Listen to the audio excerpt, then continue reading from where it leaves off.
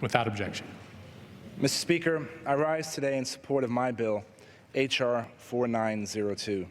Those who serve along our nation's borders make countless sacrifices, protecting the homeland in the most literal of ways by stopping bad guys from entering our country and harming Americans.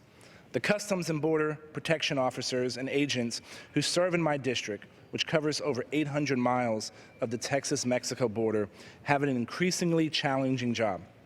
Not only do they keep us safe from terrorists and drug cartels, but they also apprehend illegal contraband and rescue victims of human trafficking.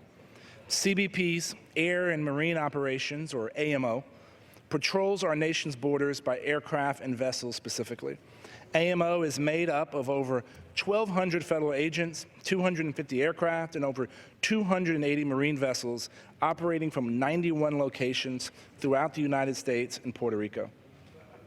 These brave agents are often required to work long, unpredictable hours and are compensated through various confusing and inconsistent pay systems, causing an administrative nightmare for the folks who work overtime protecting our nation.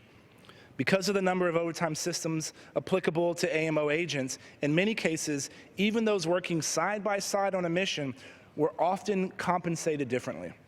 The confusion and inconsistency not only makes it harder for the agency to plan shifts for agents and to prepare a budget, but the uncertainty impacts those who serve.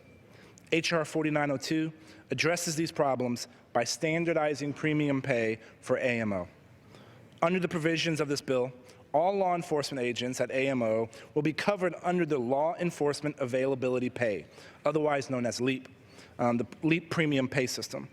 To ensure pay is standardized quickly, the legislation would require this change to come into force on the first day of the pay period that begins at least 14 days after the date of enactment. The Congressional Budget Office estimates that implementing a uniform pay system for all CBP officers would result in a cost savings of approximately $2 million annually. More importantly, it would save many hardworking AMO officers from unfair and aggravating overtime pay discrepancies.